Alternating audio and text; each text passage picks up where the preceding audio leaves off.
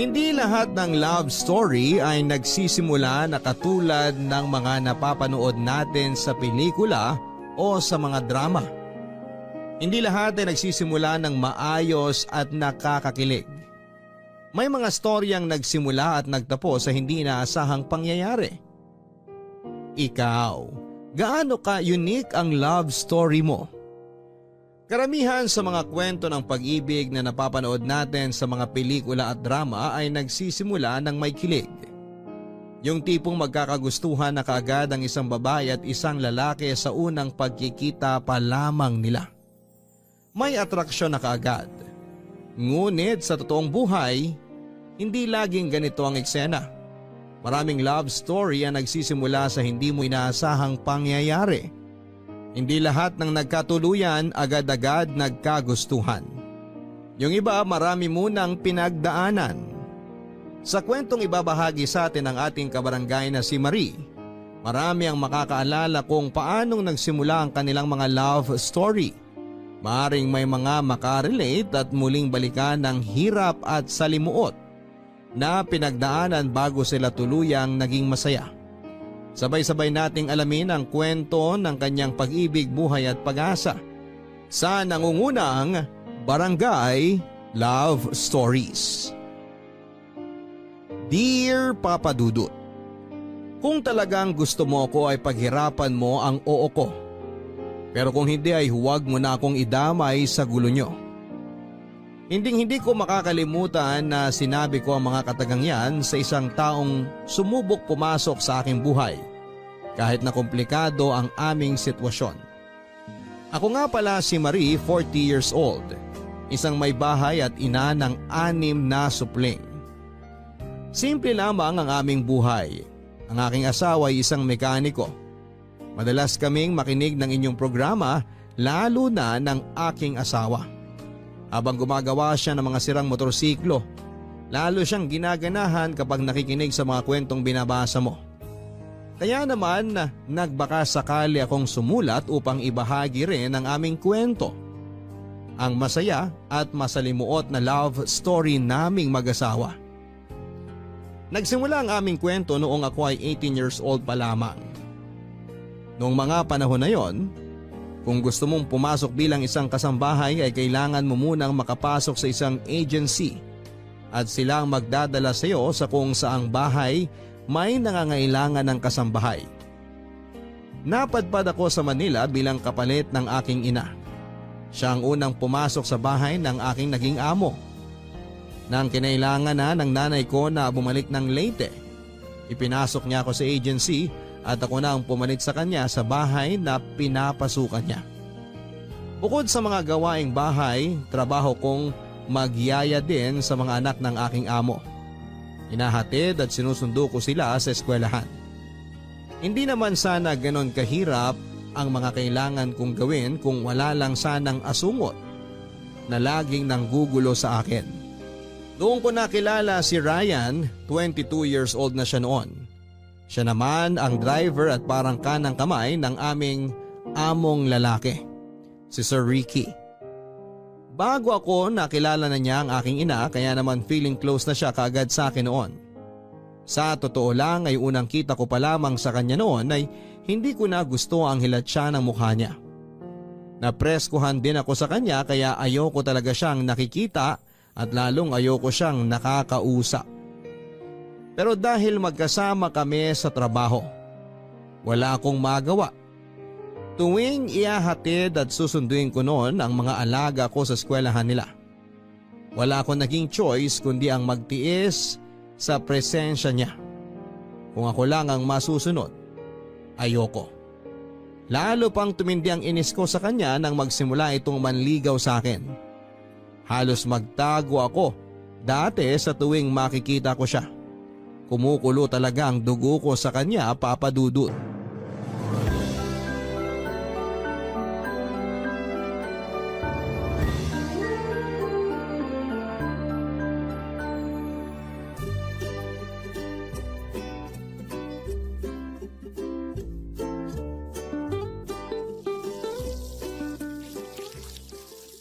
Good morning, Miss Beautiful. Anong ganda ng umaga kung mukha mo naman ang nakikita ko. Sungit naman. May dalaw ka ba? Kahit wala akong dalaw, makita pa lang kita, kumukulo na yung dugo ko. Ikaw talaga. Mahal mo na ako, no? Ano ba pinagsasabi mo? Gusto mo bang maligo? Eh kung sa'yo ko kaya itutok tong hose na pinandidilig ko para tubuan ka naman ng hiya. Grabe. Mukhang matindi na yung pagmamahal mo sa akin, ah. Matindi talaga yung kapal ng mukha mo, no? Eh di ba sabi nila, the more you hate, the more you love. Sabi lang nila yun. Hindi yun para sa ating dalawa. Eh ito naman pakipot pa eh. Alam mo yung sa atin, walang love, puro hate lang. Kaya pwede ba tigilan mo na ako? Hindi ako titigil hanggat hindi ko nakukuha ang matamis mong oo. Kung may makukuha ka man sa akin, siguro malutong na mag-asawang sampal. Wow! Ikaw naman naliligaw pa lang ako. Pag-aasawa na agad ang nasa isip mo. Ikaw ah. Grabe, ang kapal talaga ng mukha mo. Alam mo, kahit malayo ako sa'yo, ayan, ramdam na ramdam ko dito sa kinatatayuan kong mukha mo. Loka. O kita mo na? Kahit malayo ako, ramdam mo ako. Ibig sabihin, mahal mo na rin talaga ako. Humanap ka na lang ng kausap mo. Mas mabuti pa tong mga halaman eh. Mas matinong kausap kesa sa'yo. Hindi ako lalayo sa'yo para di mo ako mamiss. Yak! Kadiri ka! Eto namang si Mario, paganyan-ganyan pa eh. Akala mo ba hindi ko nakita kanina? Anong nakita mo? Manya ka talaga. Oh, manyak agad. Ikaw ah, ano bang nasa isip mo na nakita ko? Eh ano bang sinasabi mo kasi na nakita mo? Nakita kita kanina. Muntik ka pang malaglag sa hagdan nung nakita mo na parating na ako. Nakatitig ka kasi sa akin eh. Alam mo, nasuka ko. Nilunok ko lang. Grabe talaga yung kakapalan ng mukha mo. Woo! Hindi ko kinakaya. Kayanin mo, dahil hindi ako titigil. Wala ka mapapala. Tsaka nangako ko sa nanay mo. Nangako ka sa nanay ko na ano? Anong kalokohan na naman yan? Seryoso. Bago umalis dito nanay mo, ibinilin ka niya sa akin. Alagaan daw kita at huwag pababayaan. Napakagaling mo talagang gumawa ng kwento, no? Uy, seryoso ako dun ha. Sinabi talaga yun ng nanay mo. Kaya naman, I knew I love you before I met you. Yak! Kadiri ka talaga! May isang salita ako kaya huwag kang mag-alala. O protektahan kita.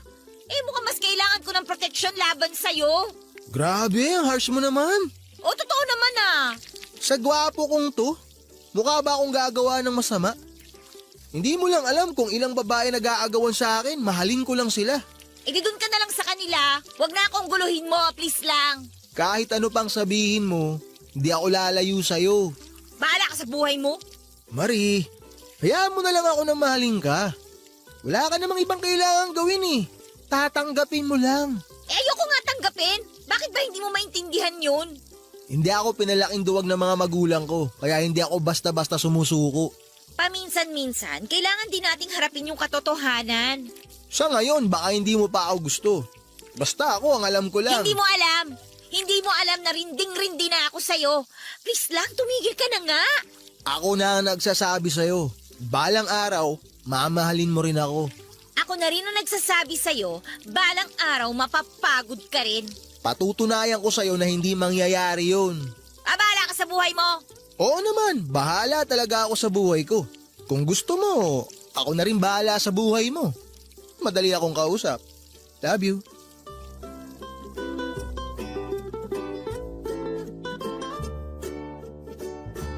Nang panahon na yon, kung meron man siguro akong kinaiinisan na tao sa mundo, si Ryan na yon. Sobra-sobra talaga ang kapal ng muka at kapreskuhan niya. Kahit na ilang ulit ko nang sinabing hindi ko siya gusto, hindi niya tinatanggap. Araw-araw niya akong binubwisit noon. Kahit nasaan ako, nakabuntot siya. Kung tutuusin ay may itsura rin naman talaga si Ryan. Medyo matipuno rin ang pangangatawan nito. Kaya nga siguro marami talagang nahuhumaling na babae sa kanya. Pero wala naman akong pakialam. Kahit sino pa ang mahumaling sa kanya ay ayos lang. Mas matutuwa pa ako kung mahuhumaling na lang din siya sa iba. Para naman maging mapayapa na ang buhay ko. Sa sobrang kulit niya ay naapektuhan na ang trabaho naming dalawa.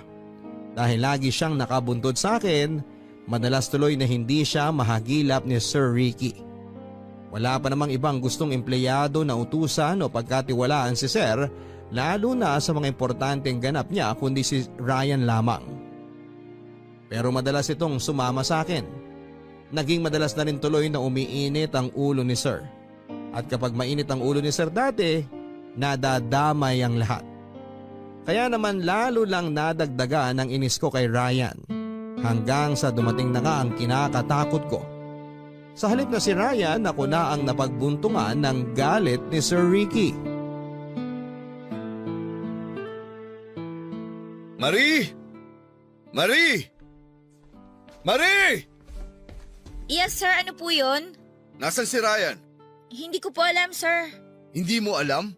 Hindi po, sir. Ang sabi sa akin kasama mo. Isinama mo na naman daw. Naku, hindi po, sir. Hindi po kami magkasama. Anak ng tokwa. May importanteng lakad pa naman ako. Saan na naman nagsusuot yun? Gusto niyo po ba hanapin ko? Wag na. Sir, baka po nandyan lang yun. Alam mo kasi, nagmamaang-maangan ka pa eh. Ha? Sir? Akala nyo ba hindi ko halata? Ano po yun, sir? Matagal ko nang napapansin. Hindi lang ako umiimik. Kayong dalawa ni Ryan. Ano kung kami ni Ryan? Nagliligawan kayo kaya hindi nyo na nagagawa ng maayos ang mga trabaho nyo. Naku! Hindi po, sir, Hindi po ganun yun. Bago ka dumating, napakasipag niyang si Ryan. Lahat ng pinapagawa ko dyan, nagagawa niyang mabuti. Pero simula nang dumating ka, wala na siyang natatrabahong matino. Sir, lagi ko naman po siyang sinasabihan eh. Akala mo ba hindi ko alam? Lagi mo siyang sinasama kahit saan ka magpunta. Kaya hindi na siya makapag-focus sa mga trabaho niya. Hindi ko po siya sinasama, sir. Siya po yung laging bumubuntot sa akin kahit na lagi ko po siyang itinataboy. Akala ko pa naman katulad ka ng nanay mo na masipag magtrabaho. Sir, nagtatrabaho po ako ng mabuti. Sinisipagan ko po talaga ng husto. Sinisipagan? Puro paglalandi nga ang ginagawa mo. Wala naman pong ganyanan, sir. Bakit? Hindi ba totoo? Imbis na gumawa ng mga kailangang gawin, nakikipagligawan ka. Pati si Ryan, nadamay mo pa. Sir, kahit po kanino niyo pa itanong sa mga tao rito, si Ryan po talaga yung nanggugulo sa akin. Siya ho yung sunod na sunod sa akin, sir. Puro ka dahilan. Sumasobra na ho yata kayo, sir. Parang inuhusgahan niyo naman yung pagkatao ko. Aba, sumasagot ka pa? Galit ka ba? Hindi naman ho sa ganon, sir. Pero sana naman po, alamin niyo po muna kung ano yung totoo. Sinasabi mo bang sinungaling ako? Ang akin lang naman ho, sana wag naman po puro akong nakikita niyong may kasalanan. Kung gusto niyo, si Ryan na lang pong tanungin ninyo. At inuutusan mo pa ako ngayon? Ang hirap niyo naman kausap, sir eh. Parang yung paborito niyong empleyado. At nagbibintang ka pa ngayon na may paborito ako. Totoo naman po, sir eh. Kahit na siya yung mali, siya pa rin yung pinagtatanggol ninyo. Ganon. Pasensya na po kayo, sir. Pero nagsasabi lang naman po ako ng totoo eh. Okay, sige. Magsasabi na rin ako sa'yo ngayon ng totoo. Matagal na kitang gustong sesantihin. Sir, huwag naman pong ganun. Simulan mo na mag-impake ng mga gamit mo. Ibabalik na kita sa agency na pinanggalingan mo. Sir, sorry na po. Huwag niyo naman akong tanggalin sa trabaho, sir. Kanina lang, galing-galing mong sumagot ah. Ano nangyari? Sir, sorry na po talaga. Kailangan ko po tong trabaho na to. Sir! Sige na, iligpit mo na lahat ng gamit mo. Ayaw ko nang makita yung pagmumukha mo pag uwi ko.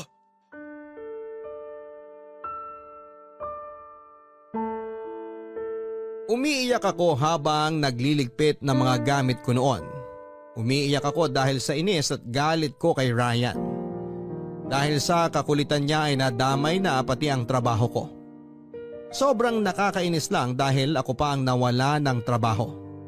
Samantalang siya itong nanggugulo at sunod ng sunod sa akin. Nainis ako dahil hindi man lang nakita ng boss namin kung gaano ko pinagbuti ang mga trabaho ko. Kailangan ko ang trabahong yon para may padala ko sa pamilya namin noon sa Leyte. Pero dahil sa nakakainis na Ryan na yon, napabalik pa ako ng agency. Naiyak patuloy ako lalo hanggang sa natapos akong magligpit ng mga gamit ko. Hirap na hirap akong umalis sa bahay nila Sir Ricky at hindi ko matanggap ang sitwasyon. Wala na ako nagawa kundi ang bumalik na nga sa agency at kumulo talaga ang dugo ko kay Ryan. Kaya kahit papaano ay masaya na rin akong hindi ko na siya makikitang muli. Naiisip ko pa lamang ang makapal niyang pagmumukha ay nanggigigil na ako. Pakiramdam ko noon ay masasampal ko lamang siya kapag nagkita pa kami ulit. Ang hirap na wala akong maipadala noon sa amin. Ang tanging magagawa ko lamang ay maghintay. Ang tanging nagawa ko ay maghintay sa susunod na bahay na pagdadalhan sa akin ng agency. Itinuring ko na lang din yung pansamantalang pahinga. Naisip ko na kapag may naka-assign ng bahay sa akin, kailangan ko nang kumayod ulit ng mabuti. Inabot din papadudot ng halos 1 buwan ang paghihintay ko ng bagong bahay na mapupuntahan ko. At ang rule sa agency kapag wala pang naka-assign sa iyo ay bawal lumabas at gumala-gala kung saan-saan. Madalas ay nasa loob lamang kami ng staff house. Nakakalabas lang kami dati kapag may iniuutos sa amin o kapag may importante kaming bibilhin. Nakakainip din ang maghintay lalo na at wala kang kinikita noon. Buti na lamang habang naghihintay ay sinagot naman ng agency ang tirahan at pagkain namin. Kaya ayos na rin. Hindi ka nga lang po pwedeng sumideline noon. Kailangan talagang maghintay sa bagong papasukan. Yon ang sinabi sa amin. Hindi ko alam na simula pala nang umalis ako kina Sir Ricky ay hinahanap na ako ni Ryan. Walang nakakaalam sa kanila noon kung nasaan ang agency namin. Kaya naman nagpatulong pa ito sa mga kaibigan niya upang magtanong-tanong. Hinanap niya ako dahil hindi niya rin matanggap na pinaalis ako sa trabaho. Nagulat na lamang ako nang minsang inutusan kaming lumabas para bumili ng mga kailangan sa staff house. May lumapit sa akin at nagtanong kung ako ba si Marie. Nung una natakot ako dahil hindi ko naman siya kilala. Pero nang bagitin niya ang pangalan ni Ryan ay kumulo na naman ang dugo ko. Matagal na raw akong hinahanap noon ni Ryan. Nang sabihin niya yon ay nagmadali na akong tumalikod sa kanya. Ayoko na siyang makita at nakampante naman akong hindi ko siya makakakrus ng landas dahil kahit malaman pa niya kung nasaan ako, hindi siya basta-bastang makakapasok sa staff house dahil mahigpit ang mga bantay doon, pero nagkamali ako. Hi Marie! Oh, anong ginagawa mo dito? Eto, kinukumusta ka? Tagal din kitang hinahanap ha. Paano ka ba nakapasok dito? Bawal ang outsider dito ah. Kuyang guard! Kuyang guard! Uy, huwag ka May nakapasok sumigaw. dito! Sayang boses mo. Paano ka nga nakapasok? Friendship na kami ni Kuya Guard eh. Sanggang dikit na kami. Ah, ganun. Kala mo maniniwala ako sa'yo. Kuyang guard! May outsider dito! Ako na nagsasabi sa'yo. Hindi ka maririnig ni Kuya Guard kasi nga busy siyang kinakain yung pasalubong ko sa kanya. Ano ba kasi ginagawa mo dito? Eto naman, di mo ba ako na-miss? Mismo mukha mo? Grabe naman. Alam mo, kahit nagsusungit ka na, lalo ka pang gumaganda. Alam mo, kung ako sa'yo, umalis ka na bago ko pahampasin yung makapal na pagmumukha mo. Ay, na-miss ko yung pang-aaway mo sa akin, promise. Hindi ka ba talaga aalis? Uy, sige lang. Aalis din naman ako eh, pero pwede bang mag-usap muna tayo? Ano ba bang gusto mong pag-usapan natin? Kung paano ako pinalaya si Sir Ricky dahil sa'yo? Ayun nga, Marie. Ihingi sana ako ng tawad sa'yo. Ako naman talaga ang may kasalanan nun. Eh buti naman alam mo. Kaya nga nagsusuri na ako. Hindi ko naman alam na gagawin ni Sir yun eh. Oh, masaya ka na ba? Nawala na ako ng trabaho dahil sa'yo. Kaya nga nandito ako eh. Kinain ako ng konsensya ko. Sorry talaga, Marie. May magagawa pa ba yung sorry mo? Ibabalik ba sa akin yung trabaho ko? Maniwala ka, sinubukan ko namang kumbinsihin si Sir eh. Kaya lang. Kaya lang, mas mabuti pa para sa kanya na ako na lang ang mawala kesa sa'yo. Sorry na talaga. Hayaan mong makabawi ko sa'yo. O paano ka babawi, ha? Sige nga. Eh eto, mukhang ipapahamak mo na naman ako. Basta, balang araw, makakabawi rin ako sa'yo. Wala nang balang araw. Wala nang balang araw? Ikaw ha? Gusto mo ata ngayon na ako bumawi. Pumapara ka sa akin ha? Alam mo, umalis ka na nga. Baka mapahamak na naman ako dahil sa'yo eh. Marie, baka naman pwede mo na ako pagbigyan. Pagbigyan na ano? Tayo. Baka naman pwede mo nang pagbigyan tayo. Tatlo ba puyo mo? Napakakulit mo.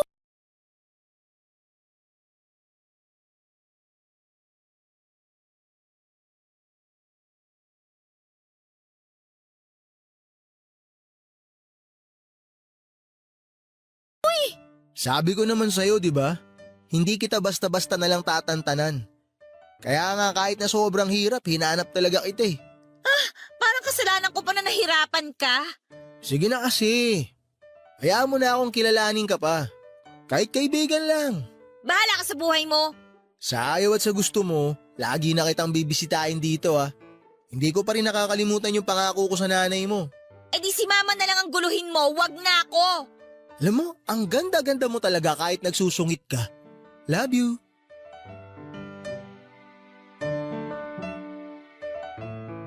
Para akong nakipag-usap sa bato. Kahit na anong sabi ko na tigilan na niya ako ay hindi nakinig si Ryan. Paulit-ulit siyang nagpupunta sa staff house para bisitahin ako at kung ano-anong mga panunuhol ang ginagawa niya sa guard para lamang papasukin siya. Pero hindi nagbago ang nararamdaman ko. Naiinis pa rin ako sa kanya kaya naging masaya ako nang ma-assign na ako sa bago kong amo. Hindi na niya ako mapupuntahan ulit, yon ang naisip ko.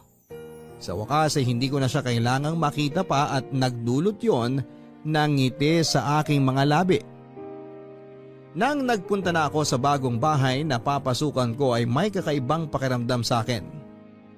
Nadagdagan pa yon nang kausapin ako ng babaeng papalitan ko sa bahay na yon.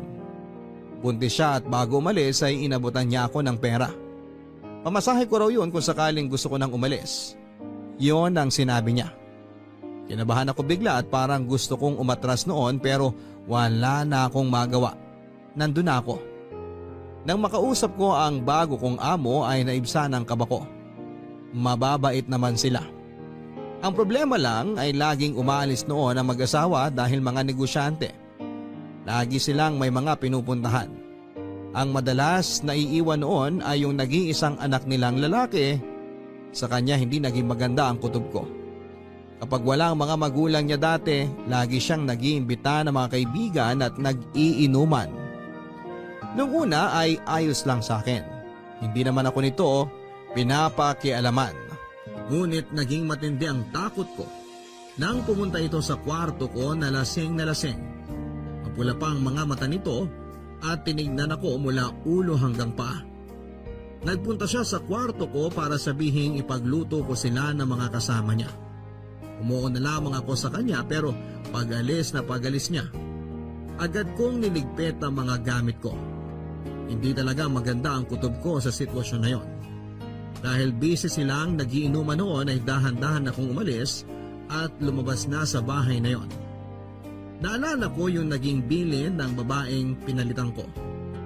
Buti na lamang at may iniwan siya sa aking pera. Kaya naman sa 10 oras ng gabi ay umalis na ako nang hindi alam kung saan pupunta at hindi nagpaalam pa.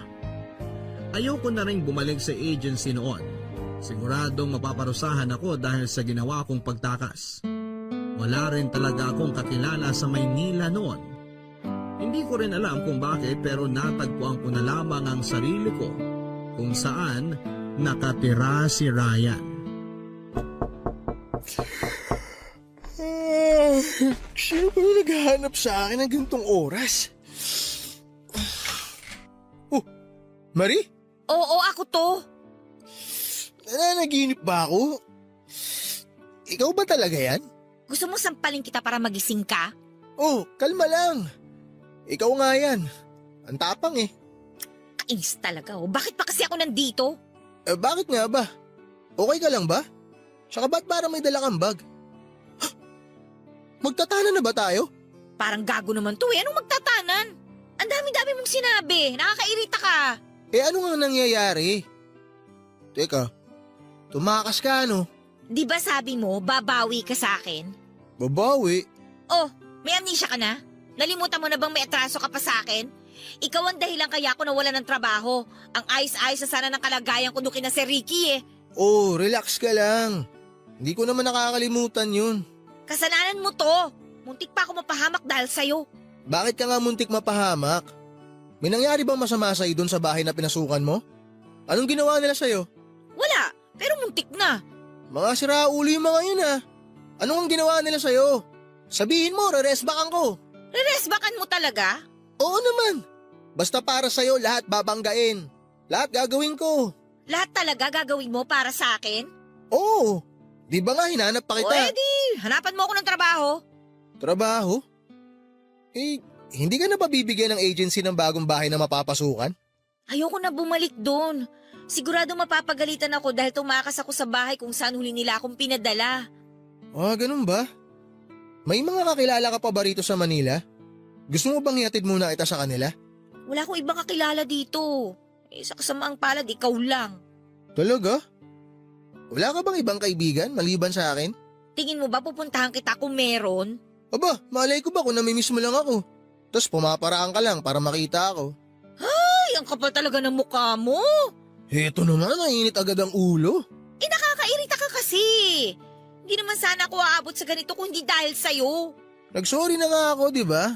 May nagawa bang sorry mo? Muntik pa ako mapahamak dun sa bahay na yun. Makakapagpadala ba ako ng pera sa pamilya ko dahil sa sorry mo? Sorry talaga, Marie. Di bale, tutulungan kita. Ano bang trabaho ang gusto mong pasukan? Kahit ano, basta legal. Marie, eto, suggestion lang ha. Ayaw mo bang umuwi na lang muna sa inyo sa Leyte?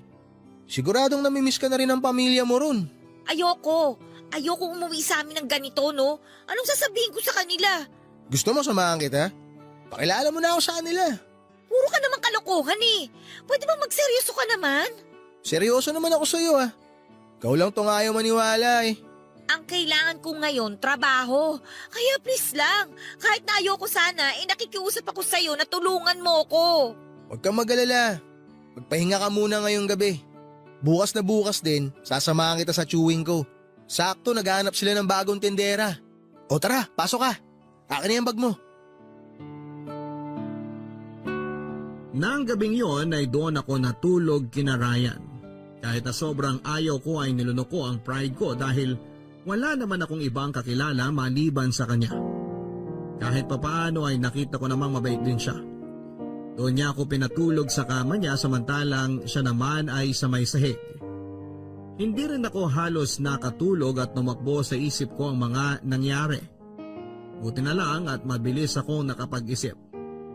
Dahil kung hindi ay hindi ko na alam kung anong nangyari sa akin sa bahay na yon. Inisip ko rin yung sinabi ni Ryan. Paano nga kaya kung umuwi na lamang ako sa amin? Pero kung umuwi ako roon, wala rin naman akong trabaho na mahanap doon at natakot ako para syempre sa kinabukasan ko. Hindi naman talaga madaling maghanap ng trabaho noon lalo na sa mga katulad kong walang natapos. Hindi ako nakapagtapos ng elementarya dahil mas pinili ko na magtrabaho. Buti na lamang at natuto akong magbasa at magsulat.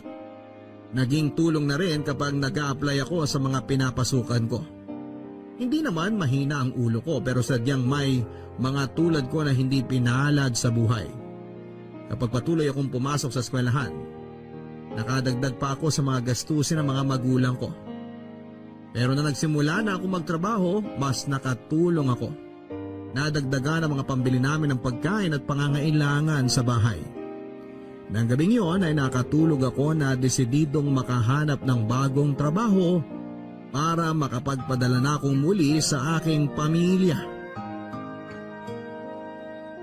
Kinabukasan tulad ng sinabi ni Ryan, gumaya kami para pumunta sa isang tiyuhin niya. Sa totoo lang ay sumugal lang din ako sa pagsama ko sa kanya. Pero nang mga sandaling yon ay wala na akong ibang naiisip na paraan. Sa ayaw ko man at sa gusto. Si Ryan lang ang tanging kakilala ko noon sa Maynila. Nainis ako sa sarili ko kung bakit naman hindi ako masyadong nakipagkaibigan sa mga tao sa paligid ko. Pero nandun na ako sa sitwasyon na yon at kailangan ko na lang harapin. Kaya kahit na hindi sigurado ay sumama na lamang ako noon kay Ryan. Bahala na. Naisip ko namang kaya ko siyang takbuhan kung sakali. Pero nakita ko naman nung gabi na natulog ako sa kanila na mabait naman si Ryan. Naisip kong baka nagkakamali lamang ako ng iniisip sa kanya. Nakarating kami ng Tondo, yun ang unang pagkakataon na nakarating ako doon. Napakalawak pala talaga ng Maynila. Napakaraming pasikot-sikot. Naisip ko na lamang bigla habang nagbabiyahe at lumalakad-lakad na kami na marami pala talaga akong hindi napupuntahan. Nang dumating kami sa sinasabi niyang bahay ng tiyong niya, nakita kong may bakery sa tabi ng bahay. Kaya naisip ko na tendera siguro ng bakery ang hinahanap ng tiyuhin niya. Sa akin naman noon kahit ano, kahit pansamantala lang muna basta may mapasukan ako at kumita kahit na papaano. Tiyong Kaloy? Tiyong Kaloy? O Ryan, ikaw pala yan. Tiyong Kaloy, kumusta ho? Mabuti naman at napadalaw ka. Oh, may kasama ka pala magandang dalaga.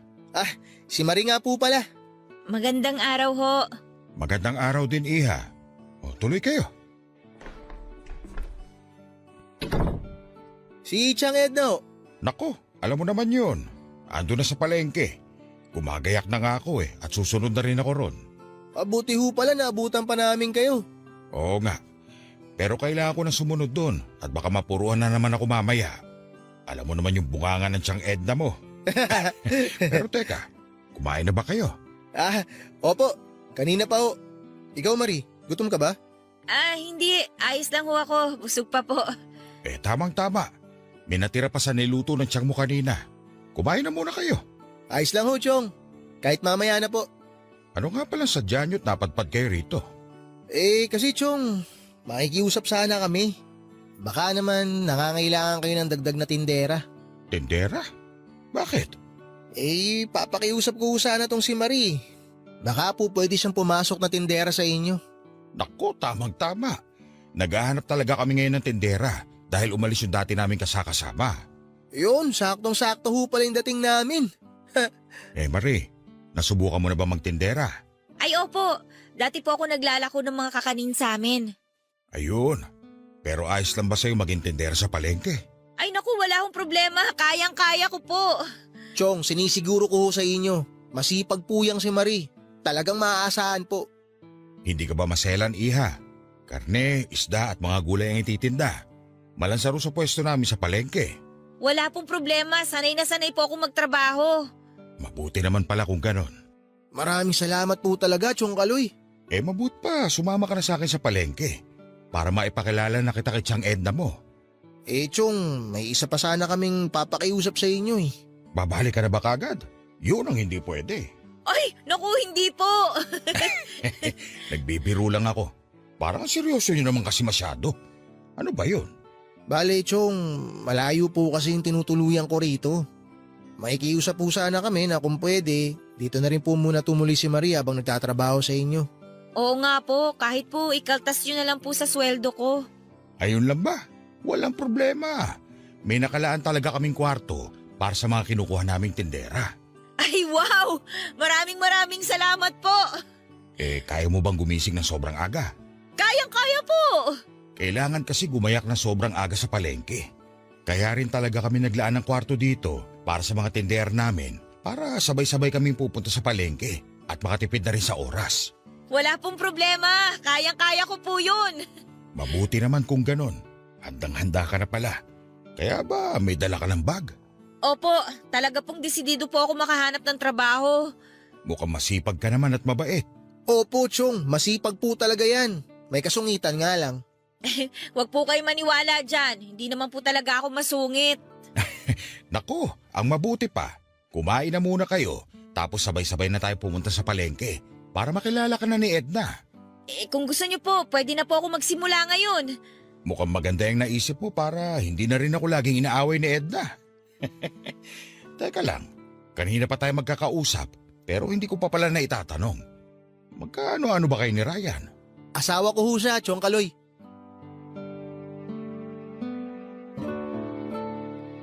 Asawa?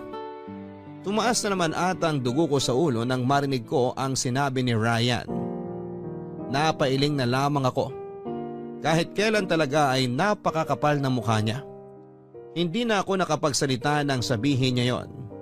Nahiya na rin ako sa Tiyong Kaloy niya kaya napangiti na lamang ako. Pero sa loob ko noon ay gustong gusto ko na siyang hambalusin ng unang bagay na mahawakan ko. Naisip ko na lamang na kailangan ko ang trabahong yon. Nakisakay na lang muna ako sa pantasya ni Ryan. Pero sasabihin ko rin ang totoo sa Chong at Chang niya. Noong araw na yon ay nagsimula na ako kaagad ng trabaho sa palengke. Isinama kami ni Chong Kaloy nang pumunta siya. Nagpaalam na rin si Ryan sa kanila nang maihatid niya kami sa palengke. Naging mabait naman ang Chong Kaloy at Chang Edna ni Ryan sa akin. At masisipag din sila. Wala silang naging anak kaya naman ibinuhos na lamang nila ang oras sa pagtatrabaho. May 2 pwesto sila noon sa palengke. Isang pwesto para sa mga karne at isda at isang pwesto para sa mga gulay. Napakaaga rin nila kung maghanda noon, mga 3:00 pa lang ng umaga noon ay kailangan ng mag-ayos ng mga paninda. Dahil kahit ganoon pala kaaga, may mga namimili na noon. Wala naman akong naging problema dahil sanay ang katawan ko na kumilos-kilos. Nakasundo ko rin sina Chong Kaloy at Chang Edna at kung minsan nga ay parang anak na ang turing nila sa akin na kinatuwa ko naman. Tuwing day off noon ni Ryan, bumibisita siya sa amin. Hindi pa rin ito natigil sa pangungulit at pambobola niya.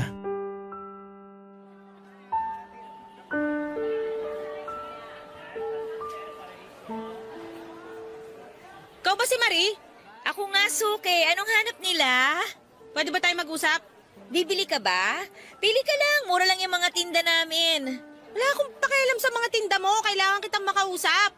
Ay, sino ka ba? Bakit ka ba nanggugulo? Kung ayaw mo may skandalo rito, kausapin mo ako. Oh, eto, kinakausap na kita. Ano bang kailangan mo? Bakit nanggugulo ka sa oras ng trabaho ko? Ikaw ang nanggugulo sa amin. Teka nga lang. Chong Kaloy, alis lang ako sandali ah. O ano ba yun? Sa palengke ka pala nagtatrabaho? Sino ka ba? Ano bang problema mo? Ako lang naman ang girlfriend ng lalaking nilalandi mo. Nilalandi ko? Sino? Aba, maang-maangang ka pa? Layo mo si Ryan. Si Ryan? Oo, si Ryan. Girlfriend ako ni Ryan. O pakialam ko. So wala kang pakialam kahit na may karelasyon na siya? Wala akong pakialam sa inyong dalawa. Akala mo hindi ko alam na pinupuntahan kanya lagi rito? Eh bakit ako sinusugod mo? Hindi ba dapat siya yung kausapin mo? Hindi naman siya pupunta rito kung hindi mo siya pinapapunta. Hoy, hindi ko siya pinapapunta dito ha. Sinungaling ka! Ako pa ang sinungaling? Bakit kasi hindi siyang tanungin mo? Ilang ulit ko na siyang tinataboy. Siya lang naman yung punta ng punta dito. Kala ko naman kung ang itsura mo. Lolokohin lang ako ni Ryan dun pa sa malansa. Sa totoo lang, mas malansa ka pa sa mga isdang tinda namin. Binabalaan kita ha. Layuan mo na si Ryan. Alam mo, wag mo sa akin sabihin yan. Kung gusto mo, itali mo sa bewang mo yung boyfriend mo nang hindi makawala. Ikaw ba talaga matapang ha? Totoo pala talaga yung sinasabi nila. Kung sino pa ang kabit, siya pa ang malakas ang loob. Uulitin ko lang ha, hindi ako kabet. Kahit kailan hindi ko pinatulan si Ryan. At isa pa, hindi ko nga alam na may girlfriend pala siya eh. Di mo alam kaya nakipaglandian ka. Ay bahala ka sa gusto mong paniwalaan. Pero kung ako sa'yo, kung may awa ka sa sarili mo, hiwalayan mo na siya kung alam mong niloloko ka na pala. Hiwalayan ko para magsama kayo ng tuluyan? Yuck! Ewan ko sa'yo. Kung ayaw mo maniwala sa akin, hindi bahala ka. Eh pero sana lang, huwag mo nang idamay ang trabaho ko. Huwag ka namang gulo dito. Sinasabi ko sa'yo hindi ko hahayaan na maging masaya kayo. Muli ay nakaramdam na naman ako ng matinding inis at galit kay Ryan. Simula nang makilala ko siya, ay lagi na lang akong inaaway noon ng kung sino-sino. Ang gusto ko lang naman sana makapagtrabaho ng maayos at kumita ng perang maipadadala ko sa pamilya ko. Nahiya ako kina Chong Kaloy at Chang Edna sa nangyari. Pero dahil mababait sila, hindi naman ako napagalitan. Naintindihan nila ang sitwasyon dahil din sa nangyari, nalaman nila ang totoo na hindi naman talaga kami mag-asawa ni Ryan. Ipinaliwanag ko sa kanila kung ano talaga ang nangyari. Nang malaman nila ang totoo ay hinayaan pa rin nila akong magpatuloy sa pagtatrabaho sa kanila bilang tindera. Pero aaminin ko, Papa Dudut, kahit na ayoko, naapektuhan ako sa sinabi ng babaeng nagpakilalang girlfriend ni Ryan. Hindi ko alam kung nasaktan ba ako o nainis lang ako dahil hindi ko alam na may girlfriend pala siya. Nung bago kasi mangyari yung pagkumpronta sa akin nung girlfriend ni Ryan, kahit papaano ay humupa na ang inis ko sa kanya. Nagpapasalamat din naman ako sa kanya dahil kaya ako may trabaho ay dahil sa kanya. Nang mga nakaraang araw na bumisita siya, naging magkaibigan na kami paunti-unti. Pero nang sugurin ako ng babae niya, ayoko na naman siyang makita. Hindi ko rin talaga maintindihan noon kung ano ba talaga ang nararamdaman ko. Lalo pa akong nainis dahil pakaramdam ko tuloy, pinaglaruan niya lamang ang damdamin ko. Ilang buwan din ang nakalipas at nagpatuloy pa rin akong nagtrabaho bilang tendera sa palengke kasama nila Chong Kaloy at Chang Edna. Hindi na ako binalikan ulit ng babae ni Ryan. Simula rin kasi nang sugurin ako ng babaeng yun ay hindi na ako nakipag-usap kay Ryan. Kahit lagi siyang bumibisita noon ay hindi ko siya hinaharap. Ayoko nang madamay pa sa kahit na anong gulo na may kinalaman sa kanya. At dahil nga sa hindi ko naman siya kinakausap pa ay huminto na lamang din siyang bumisita sa akin. Pero aaminin ko na may kaunting pagkadismaya akong naramdaman kapag alam kong day off niya noon at hindi siya dumarating. Nahirapan man akong aminin sa sarili ko, pero ang totoo, may tuwa at lungkot sa akin at naging masaya ako dahil alam kong sa wakas, payapa na ang buhay noong tinigilan na niya ako. Pero nakaramdam din ako ng lungkot dahil na-miss ko ang kakulitan ni Ryan. Nung hindi ko na siya nakikita, doon ko napagtanto na paunti-unti pala ay nahuhulog na ako sa kanya. Pero nagpasalamat ako na habang maaga pa, habang hindi pa ganon kalalim ang nararamdaman ko ay tumigil na siya. Yon ang inakala ko. Isang araw ay muling dumating si Ryan. Muling nagparamdam. Ayoko pa rin kausapin siya noon, kaya si Chong Kaloy na ang humarap sa kanya. Ayaw ka talagang kausapin eh. Ganon ho ba? Sige ho, Chong. Balik na lang ho ako. Teka lang Ryan, baka gusto mo muna magkape bago umalis. Hindi na ho. Ayos lang po ako. Pero gusto sana kita kausapin sandali. May sasabihin ho ba kayo, Chong? May mga itatanong lang naman ako sa'yo. Sige ho. Ano po ba yung itatanong nyo? Ano ba talagang intensyon mo kay Marie? Chong, mahal ko po talaga si Marie. Pero bakit kasi nagsinungaling ka? Una sa amin, sinabi mo sa amin ng tiyang mo na asawa mo siya.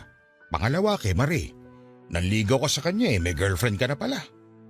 Una po sa lahat, gusto ko po munang humingi ng tawad sa inyo ni Chang Edna. Nagsinungaling po ako. Naisip ko lang ho kasi noong mga oras na yun na baka mas tanggapin niyo si Marie kung sasabihin ko na asawa ko siya eh. At doon naman po sa babae na sumugod kay Marie na nagpanggap na girlfriend ko, hindi po totoo yun. Bakit galit na sumugod kay Marie? Ayun nga ho, Chong. Hindi ko rin alam kung bakit naisip niya na girlfriend ko pa siya. Hindi naman po talaga. Sino ba yun? Ang totoo po, Chong Kaloy, naging girlfriend ko po siya noon. Nabuntis ko siya pero nakunan po. Matapos po niya makunan, di nagtagal, naghiwalay na rin kami. Matagal-tagal na rin po kaming hiwalay. Pero nitong nakaraan, nakikipagbalikan siya. Pero ayaw mo na. Ganun nga po, Chong. Dapat nilinaw mo sa kanya na ayaw mo na. Chong, ilang beses ko na pong nilinaw yun sa kanya na wala talaga kaming pag-asang magkabalikan. Pero makulit po talaga eh. Hindi mo rin naman masisisi si Marie kung ayaw niya nang humarap sa'yo pagkatapos na nangyari. Alam ko naman ho yun. Pero Chong, seryoso po talaga ako kay Marie. Pinagsabihan ko na rin po si Mirna. Nilinaw ko po sa kanya na wala talagang pwedeng mamagitan sa amin. Saka dapat tumigil na siya. Kaya sigurado po ako na hindi naguguluhin ni Mirna si Marie. Dapat lang. Mabait na bata si Marie. Masipag at talagang maalaga lalo na sa pamilya niya. Kaya kung sasaktan mo siya, magagalit din ako sa'yo, Ryan. Chong, aaminin ko po. Noon talagang may pagkaloko-loko ako. Marami rin po ako naging babae. Pero simula po nung makilala ko si Marie, nagbago na ako. Anong plano mo ngayon? Hindi po ako susuko. Kaya nga po patuloy ako nagsisikap para makita niya na totoo po yung nararamdaman ko para sa kanya. Dahil pamangkin at mahal kita, payong lalaki sa lalaki lang. Kung talagang mahal mo si Marie, patunayan mo sa kanya. Kung talagang desidido ka sa kanya, huwag kang mapagod. Kaya ho ba naging kayo ni Tiang Edna? Kasi hindi kayo napagod? Oo, hindi ko talaga siya tinigilan hanggat hindi niya ako sinasagot. Ang tagal kong hinintay ang oo niya kaya naman talagang iningatan ko.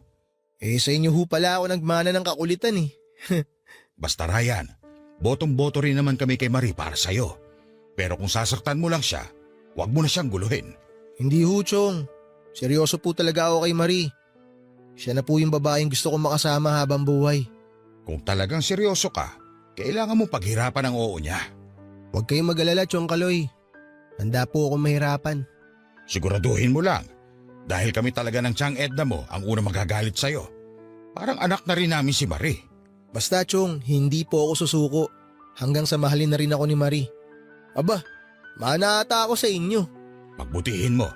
Magsikap ka mabuti para may pakita mong karapat-dapat ka rin sa kanya. Tatandaan ko ho yan, Chong. O siya, lumalalim na ang gabi. Baka maubusan ka ng sasakyan pa uwi. Sige ho, mauna na ho ako. Mag-iingat ka ha. Opo, Chong. Salamat. Kayo na rin po muna ang bahala kay Maria. Huwag ka mag-alala. Ligtas siya rito.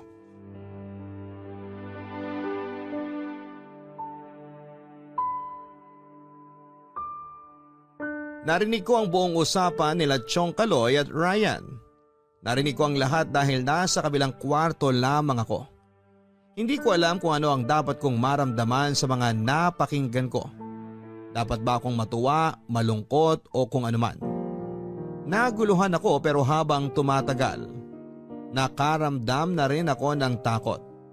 Takot na baka nga nahuhulog na ako ng tuluyan kay Ryan at ayoko lang aminin noon dahil natatakot akong masaktan.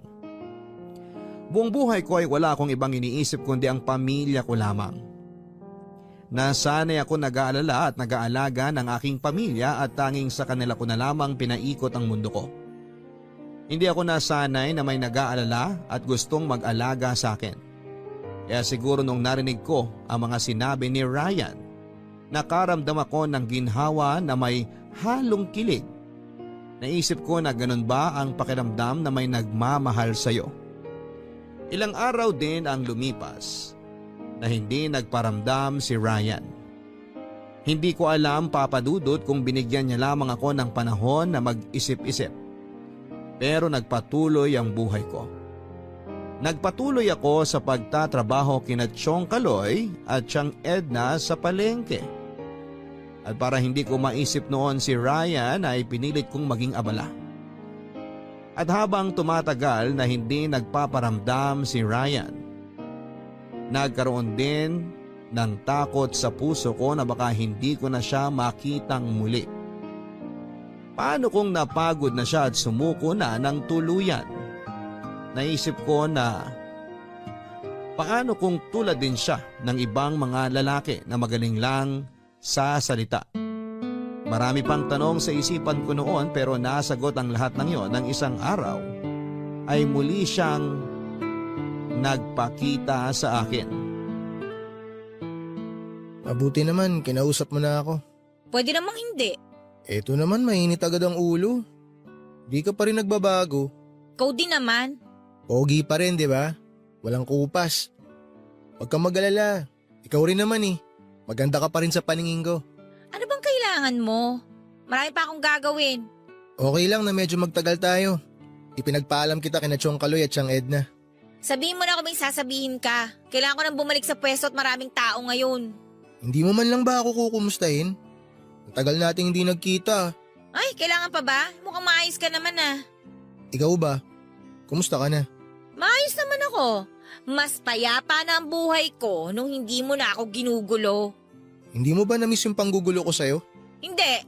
Ano ba kasi talagang ginagawa mo dito? Baka hanapin ka na naman sa akin ng girlfriend mo ha? Hindi ba nabanggit ni Chong Kaloy yung tungkol doon? Hindi ko naman talaga girlfriend yun eh. Eh kung totoo man yung sinasabi mo, hindi yun alam ng babae. Nilinaw ko na sa kanya ang lahat. Kaya hindi ka naguguluhin ulit nun. Mabuti naman kung ganon. Ayoko ng gulo. Marie, wala ba talaga akong pag-asa sa'yo? Ano bang inaasahan mong sagot ko sa'yo? Yung totoo. Ni minsan ba wala kang naramdaman para sa akin? Kahit katiting lang? Hindi ko rin alam. Anong hindi mo rin alam? Ewan ko. Hindi mo ba talaga alam o ayaw mo lang harapin yung totoong nararamdaman mo? Alam mo, simula nung makilala kita, naging magulo na ang buhay ko. Lahat na lang ng gulo na sangkutan ko na. Hindi ko naman sinasadya na madamay ka sa mga gulong yun eh. Ang gusto ko lang naman sana makita mo na seryoso ako sa'yo. Eh tuwing nakakasama nga kita, lagi may nakasunod na gulo sa akin. Kaya wala talaga akong pag-asa. Hindi ko na rin alam, Ryan. Hindi lang buhay kong ginugulo mo eh. Pati damdamin ko magulo na rin dahil sa'yo. Bakit kasi hindi mo harapin yung totoong nararamdaman mo para sa akin? Bakit hindi mo matanggap na gusto mo na rin ako? Paano ka naman nakakasiguro na gusto na kita? Nakikita ko yun sa mga mata mo. Hindi ba mas madali kung magiging totoo ka na lang sa sarili mo? Dahil natatakot ako. Natatakot akong masaktan. Natatakot akong magkamali. Natatakot akong aminin na gusto na nga kita. Wala naman akong planong saktan ka eh. Sa totoo lang, ang gusto ko lang talaga sa lahat, makita kang masaya. O paano ako makakasiguro na hindi mo ako sasaktan? Aaminin ko, dati talaga loko-loko ako. Pero simula nang makilala kita, ginusto ko nang magbago. Bakit ako? Eh, ang dami-dami mo namang kilalang babae eh. Bakit ako? Dahil iba ka. Hindi ko rin maipaliwanag eh. Ang alam ko lang, gusto kong makita na lagi ka nakangiti. Kahit nga nagsusungit ka eh, gusto ko pa rin marinig boses mo. Sigurado ka ba sa akin? Ngayon lang ako naging ganito kasigurado sa buhay ko. Alam ko lang na ikaw ang babaeng gusto ko na makasama habang buhay. Kapag umuo ko sa'yo, wala nang atrasan ha? Talagang wala nang atrasan to. Alam ko, hindi lang tayo pinagtagpo. Tinadhana rin tayong magsama. Paano kung hindi? Kahit na hindi, gagawa ako ng paraan. Kahit tadhana pa ang kailangan kong kalabanin, gagawin ko. Makasama lang kita. Ano ba tong ginagawa mo sa akin? Bakit ba parang nagkakaroon ako ng pag-asang magiging masaya tayong dalawa? Dahil posible naman talaga. Kailangan mo lang akong pagbigyan na patunayan lahat sa'yo. Hindi ko naman ginusto to eh. Parang isang araw nagising na lang ako na hinahanap kita. Ibig bang sabihin yan? Mahal mo na rin ako? Hindi ko nga alam. Huwag mo nang pigilan ang nararamdaman mo, Marie. Akong bahala sa'yo. Sana ganun lang kadali yun. Please naman oh. Hayaan mo lang ako na mahalin ka. Hayaan mo lang ako na patunayan sa'yo na seryoso talaga ako sa'yo. Kahit na ayokong mangyari yon ay bumigay pa rin ako noon sa matatamis na salita ni Ryan. Marami mang naging takot sa puso ko. Binigyan ko na lang ng laya ang sarili ko na mahalin siya. Nakita ko kung gaano kasaya si Ryan nang sagutin ko siya, Papa Dudut. Hindi man ako sigurado dati. Masarap din naman pala sa pakiramdam ang maging totoo sa sarili at sa totoong nararamdaman mo. Hindi ko na rin alam kung kailan nagsimula yon. Siguro ay nagkatotoo sa amin yung the more you hate, the more you love. Hindi ko na rin kasi alam kung kailan nagsimulang maging pag-ibig ang mga inis ko sa kanya noon. Noong araw na yon ay opisyal na kaming naging magkasintahan. Kung meron mang pinakanatuwa na nagkatuluyan kami, yon ay sina Chong Kaloy at Chang Edna. Nagpasya kami ni Ryan na magsama na kaya nagpakasal kami sa huwes. Kinuha namin sina Chong Kaloy at Chang Edna na ninong at ninang. Sa ngayon ay may 6 na supling na kami. Simple lamang ang buhay na meron kami pero masaya. Hindi ako nagsisisi na pinagbigyan ko si Ryan na patunayan ang pag-ibig niya. Hanggang ngayon, kahit na 6 na ang anak namin, parang nanliligaw pa rin siya. Hindi naman naiiwasan ang mga away at tampuhan kung minsan. Pero sa pagtatapos ng araw, mahal pa rin namin ang isa't isa. Maraming salamat po sa pagbasa ng aking liham at sana po ay natuwa po kayo sa aming love story. Ang inyong kabarangay forever, Marie. Sabi nga nila ang bawat love story ay unique. Hindi lahat ay tulad ng mga nasa pelikula o nasa mga drama. May mga kwento ng pag-ibig na nangyayari nang hindi inaasahan. Kung kung minsan po ay masaya, minsan din ay malungkot. Ngunit kahit na ano pa man ang kwentong pag-ibig mo, yan ay sayo. Madalas wala itong katulad dahil ang pag-ibig ay tunay na mahiwaga. Hindi mo rin alam kung kanino, kung kailan, kung saan, kung paano ka tatamaan. Minsan bigla mo na lamang mararamdaman. Hanggang sa muli mga kapuso, ako po si Papa Dudut sa mga kwento ng pag-ibig, buhay at pag-asa sa Barangay Love Stories number 1. Mga kwento ng pag-ibig, kwento ng pag-asa at mga kwento ng buhay dito sa Barangay Love Stories.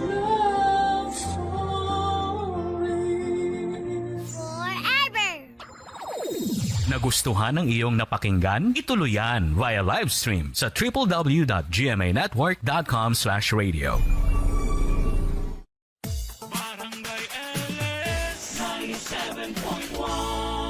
Forever. Mga kwento ng pag-ibig, kwento ng pag-asa at mga kwento ng buhay dito sa Barangay Love Stories.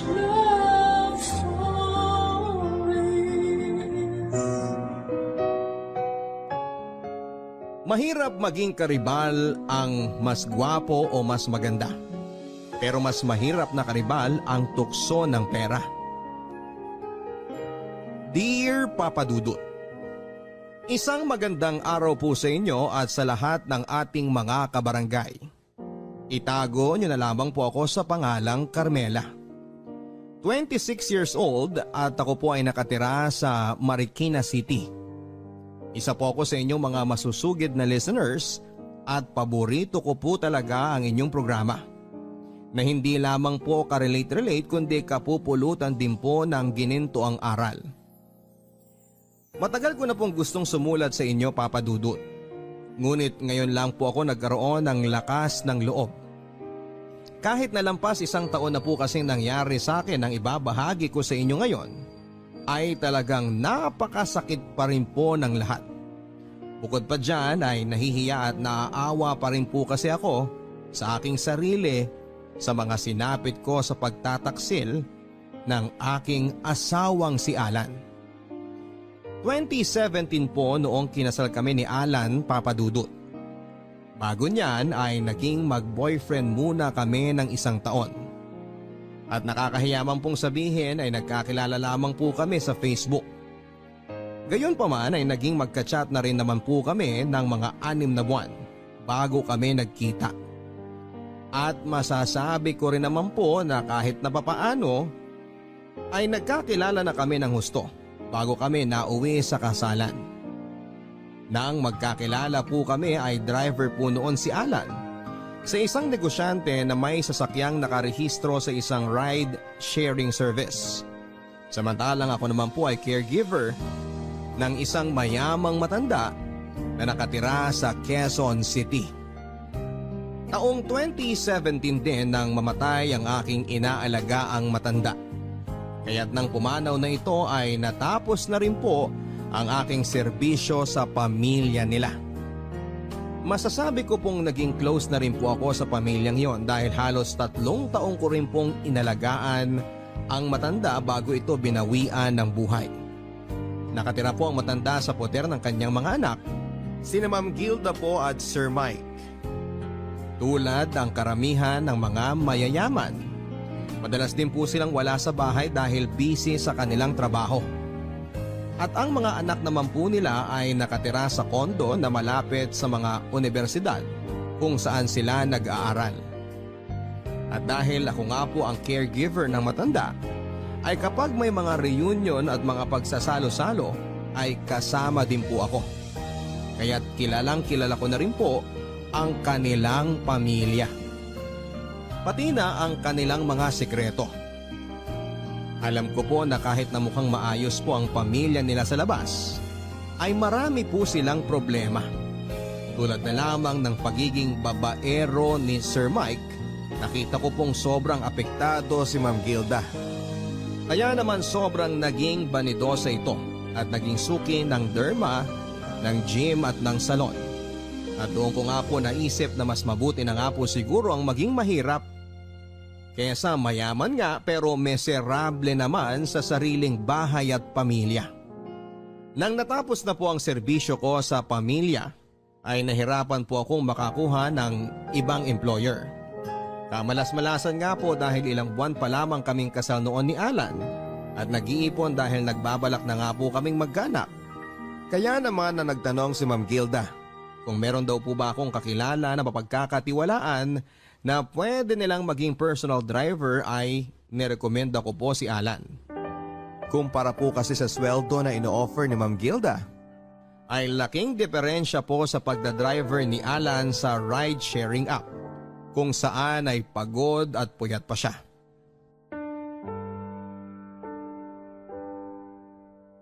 Ano mahal, kumusta ang pag-uusap niyo ni na Ma'am Gilda at Sir Mike? Ayun, maganda. Si Sir Mike lang ang nakausap ko kanina. Wala yung asawa dahil nasa bakasyon daw.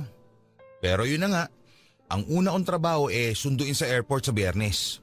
Kumusta naman? Kumpirmado ba yung sahod? Oo, at saka may health and medical insurance pa. Professional na professional. Tapos may sarili pa akong kwarto ron. Pwede rin ako matulog dun kung sakali may mga emergency at gabi ng hatid o sundo. Oo, swerte nga ako sa kanila Kuminsan nga, pumepetiks na lang ako at nag-e-enjoy dun sa bahay kasi kadalasan naman tulog yung matanda. Napakalaki nga ng bahay at ang ganda. Sosyal na sosyal. Parang mas mayaman pa ata sila doon sa operator namin dati. Kaya nga rin talagang ingat ang mga yon at hindi kumukuha ng basta-basta ng mga tauhan dahil nga yayamanin. Isa pa, laging wala dun sa bahay. Kami lang ng mga maid ang naiiwan. Sana umabot din tayo sa puntong gano'n, no, mahal? Yung may gano'n na tayo kalaking bahay, kumakain ng masasarap araw-araw at nakakapagsuot ng mga magagarat mamahaling damit. Sana nga. May awa ang Diyos. Pero alam mo mahal, kahit naman sila ganun kayaman, parang hindi ko pa rin ipagpapalit ang isang tahimik at mapagmahal na pamilya. Kasi kahit ganun sila, naku, watak-watak yan sila. Ang daming drama ng mga kamag-anakan yan. Sila-sila mismo nag-aaway dahil sa mana, pera, mga negosyo. Tapos kahit nasa isang bahay lang yan sila, magkakaiba yan ng kwarto. Ano? Hindi sila magkasama ng asawa niya sa kwarto? Oo no, halos hindi nga magkibuan yung mga yan. Kung sa bagay, minsan lang din kasi nagpapang-abot yan sila sa bahay. Si Sir, laging wala out of town. Si Ma'am Gilda naman, may sarili ring negosyo, pero mas pa-party-party lang ang inaatupag. Yung mga anak nila, tuwing weekend lang din umuwi dahil nga sa mga kondo nga rin nakatira na malapit sa eskwelahan nila. Nagkakasama-sama lang sila tuwing weekend at bakasyon. Ang lungkot naman pala. Kaya nga, kung papipiliin ako, mas okay na yung umalwan lang ng konti yung buhay natin. Kaysa naman maging kasing yaman nga nila. Pero parang ang naging kapalit naman, pagkawasak ng mga personal nilang buhay. Huwag ka mag-alala. Kahit na yumaman tayo ng ganun, hinding-hindi sa atin mangyayari yun. So, promise? Pex man, mamatay man. Baka mamaya, malaman ko na lang pinupormahan mo na yung mga kasambahay doon ha. O kaya baka isama-sama ka ni Sir sa mga pinupuntahan niya mga beer house. Naku, subukan mo lang talaga. Si Ma'am Gilda naman yung magiging pinakaamo ko. At ano naman mapapala ako sa mga lakad nun? Puro matrona mga kaibigan nun, panigurado. At saka, bakit pa ako maghahanap ng iba? Kung yung asawa ko pang Miss Universe na ang ganda. Sus, bulero.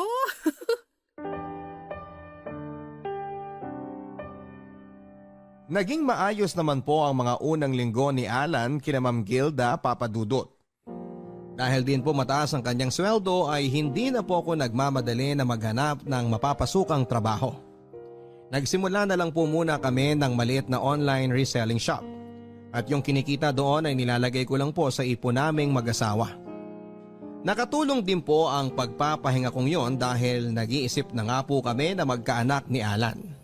At matapos din po ng ilang buwan ay pinagpala naman po kaming mag-asawa at nabuntis din ako.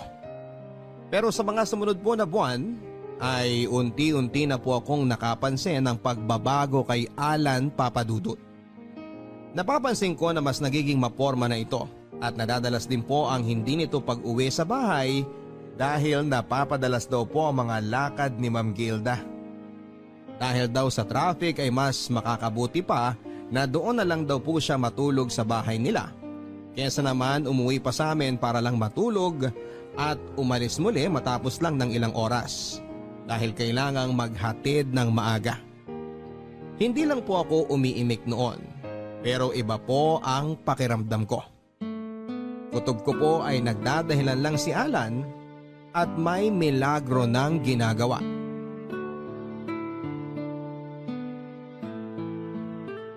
Karen, may gagawin ka ba sa isang linggo? May pasok ako sa trabaho. Bakit ate? Anong meron? Kasi baka pwedeng dito ka na muna matulog next week. Next week? Buong linggo?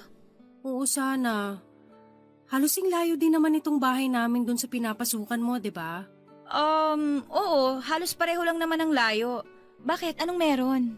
Kasi si Kuya Alan mo, buong linggo daw siya mawawala next week.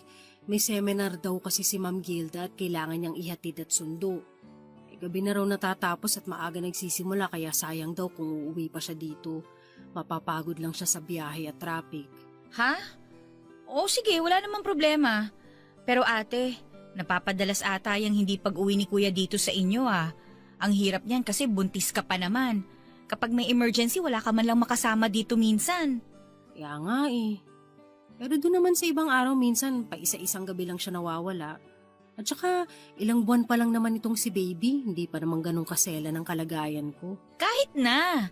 Mahirap pang mag-isa lang dito. Nakakapag-alala yan. At kung ganyan ka-busy ang schedule ni Kuya Alan, paano na lang sa mga susunod pang buwan? Mas magiging delikado na ang lagay mo nun. Naku, ang sabihin mo, ang mas nag-aalala ko, baka may ibang inuuwian. Ano? Joke lang. Naku ate Feeling ko may pinaguhugutan yung hirit mo na yan.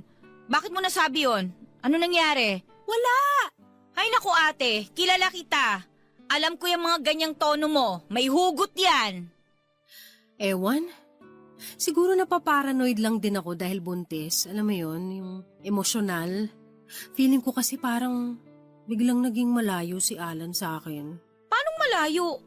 Madalang na lang kami magkwentuhan. Parang palaging aligaga at lumilipad ang utak tapos nag-shopping ng mga bagong damit, akala mo may pinopormahan. Pero minsan naisip ko baka naman ganun talaga kasi nga syempre, personal driver, kailangan presentable siya dahil puro mga mayayaman yung mga nakakasalamuha niya araw-araw eh. Naku ate, sabi ko na Parang may nagbago nga ng konti kay Kuya Alan nung huli tayong nagkita-kita. Ngayong nabanggit mo, parang babae nga ang dahilan. Ano ka ba? Ginagatungan mo pa ako eh. Di ako gumagatong ate Kinukumpirma ko lang yung mga hinala mo. Habang tumatagal po ay mas lumalakas ang kutob ko na may ibang babae si Alan, Papa Dudut. Bukod sa napapadalas po kasi ang hindi niya pag-uwi sa amin, napansin ko rin pong may pagbabago sa ugali niya. Kung minsan po kasi pakiramdam ko ay palagi po siyang distracted o iba ang kanyang iniisip. Kung minsan naman po ay sobrang sweet niya sa akin na parang bumabawi na ewan. Pero kahit na gano'n naman po, kahit na papaano ay hindi naman po siya nakakalimot sa mga obligasyon sa amin. At never po naming naging problema ang pera. Hanggang isang araw ay may napansin akong kakaiba sa damit ni Alan. May kakaiba po itong amoy, pabango ng babae. Nung una ko po itong napansin ay binabaliwala ko lamang ito. Pero nang napapadalas na po ang napapansin kong amoy sa kanyang mga damit, ay kinompronta ko na po si Alan, Papa Dudut. Pero kagaya ng inaasahan ay tinanggi niyang may babae siya. At ang idinahilan niya, ang amoy daw na yon ay air freshener daw sa kotseng minamaneho niya. Matapos pong i-deny ni Alan na nang bababae siya ay mas lalo po akong nagduda sa kanya, Papa Dudut. Kitang-kita ko po kasi sa reaksyon niya na nagulat po siya sa aking sinabi at halatang nag-iisip lang ng maidadahilan. Kaya po mula nang kinompronta ko po si Alan ay naging mapagmasid na po ako sa mga kinikilos niya. Pati po sa social media accounts niya ay iniimbestigahan ko na rin. Chinek ko ang lahat ng mga babaeng hindi ko kilalang nasa friend list niya. At tinitignan ko kung posible kayang yon ang kinakalaguyo niya. Pero wala po akong nakitang kakaiba. Sinubukan ko rin pong makialam sa cellphone ni Alan Papadudut at alamin ang password niya. Pero hindi ko po makuha-kuha. Hanggang sa isang araw ay may napansin po akong kakaiba kay Alan. Ang dami niya pong mga bagong damit at pabango. At lahat po yun ay branded at mga mukhang original. Pero ang pinagtataka ko po ay parang kahit na marami siyang mamahaling damit at gamit, ay hindi pa rin naman kami kinakapos sa pera. Nagsimula na po akong magtaka kung saan siya kumukuha ng ekstrang pera niya.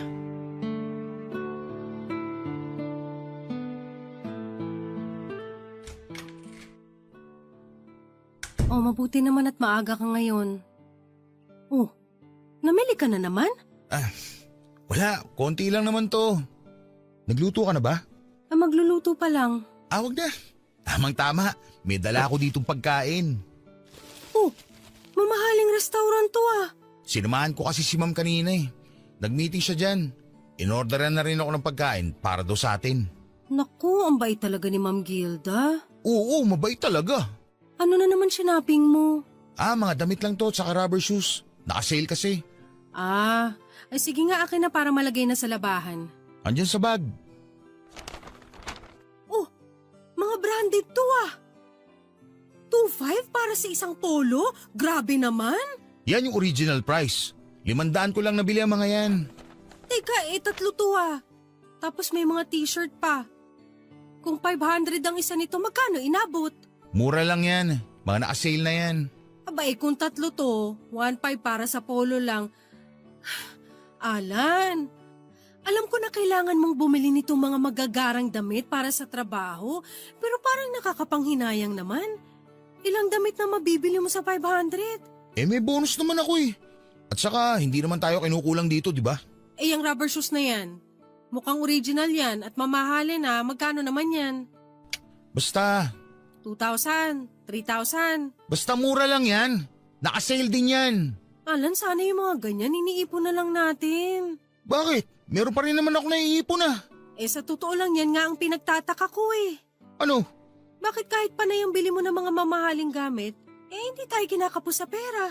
Magaling ako mag-budget Bakit ba? Ikaw din naman dyan sa online mo Hindi naman ako humihingi dyan sa mga kinikita mo dyan Bumibili ka rin naman ng mga gusto mo. Pero hindi mga ganyang kamahal na hindi na praktikal bilhin. Hindi naman tayo mayaman Bakit? Ngayon lang naman ako bumili ng mga ganitong bagay para sa sarili ko At saka akala mo lang mahal yung mga yan. Pero kumpara sa mga chipipay na damit, yung mga yan taon bago masira. Andun na ako. Pero nagtataka ko kung saan mo kinukuha ang extra mong pera. Alam ko ang sweldo mo at alam kong hindi mo kayang bumili ng mga ganyang kamahal. Ano na naman bang pinapalabas mo? Nagtataka lang ako kung saan ka kumukuha ng extra. Binibigyan ako ng bonus minsan. Pag nagpapabili, kadalasan hindi na kinukuha yung sukli. Iniipon ko at yun ang pinambibili ko ng mga yan. O ano? Okay na? Hirap sa'yo Masyadong kung ano-ano iniisip mo sa akin. Wala kang tiwala. Lumabas-labas ka nga minsan at nang hindi ka nabubuang dito mag-isa sa bahay. Kapag nagtatalo po kami ni Alan ay palagi niya po akong binabaliktad, Papa Dudut. Palagi niyang sinasabi na kung ano-ano raw ang iniisip ko at napaparanoid ako dahil madalas na naiiwan lamang ako mag-isa sa bahay. At dahil daw buntis ako, kaya ako nagiging emosyonal. Sa makatuwid ay pinapalabas po sa akin ni Alan na walang basihan ng mga pagtatanong at mga pagdududa ko sa kanya. Pero the more na sinasabihan niya po ako noon ay mas lumalakas pang lalo ang aking paghihinala. At hanggang isang araw nga po sa 7th buwan ng pagbubuntis ko ay naulit na naman at nagpaalam sa akin si Alan na mawawala daw siya ng 1 linggo. At sa pagkakataon na yon, Papa Dudut, ay out of town pa daw dahil kailangan daw niyang samahan si Ma'am Gilda sa Cebu para ipagmaneho at maging bodyguard habang binibisita nito ang bagong kumpanyang itinayo raw sa Cebu.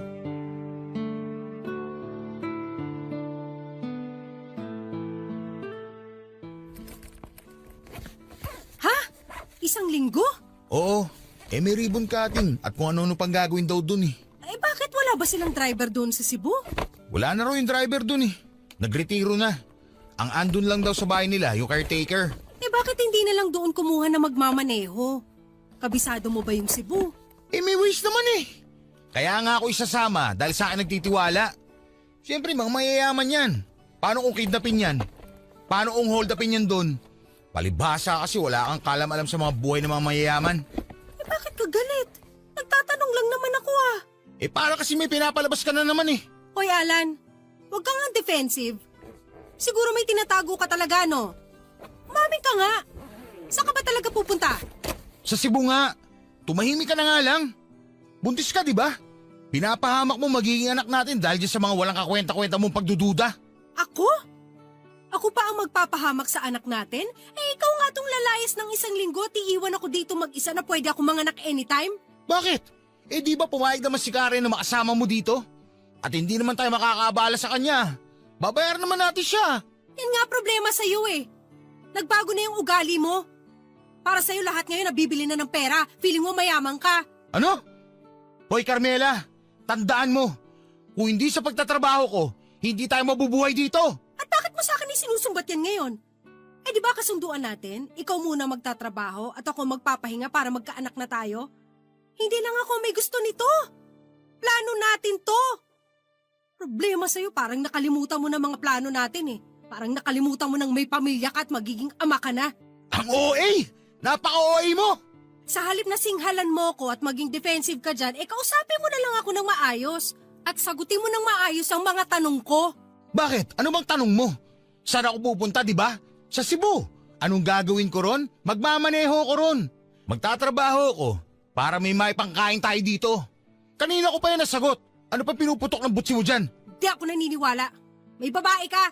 Tumigil ka nga! O ito, tawagan mo si Ma'am Gilda. Dali! Kumpirmahin mo! O ano, ayaw mo? Eh di sige, ako ang tatawag at ipapakausap ko sa'yo para matigil ka na. Wag na! O ano? Ngayon ayaw ka. Magagalit ka tapos hindi mo naman kayang panindigan. Ikaw Carmela ha, kontrolin mo yung emosyon mo. Tandaan mo, kapag ikaw nakunan dahil dyan sa mga imahinasyon mo, kasalanan mo lahat yan. Labas ako dyan. At hindi kita mapapatawad kapag may nangyaring masama sa anak natin dahil dyan sa kaoean mo na yan. Tinuloy po ni Alan ang kanyang biyahe papunta ng Cebu, Papa Dudut. Pero hindi ko po talaga maalis sa sarili ko ang pagdududa kung talagang aalis siya para sa trabaho. O nagdadahilan lang siya para makipagkita at makasama ang kalaguyo niya. Pero dahil nga po sa 7 buwan ko na yon ng pagbubuntis ay iniwasan ko na lamang po ang ma-stress.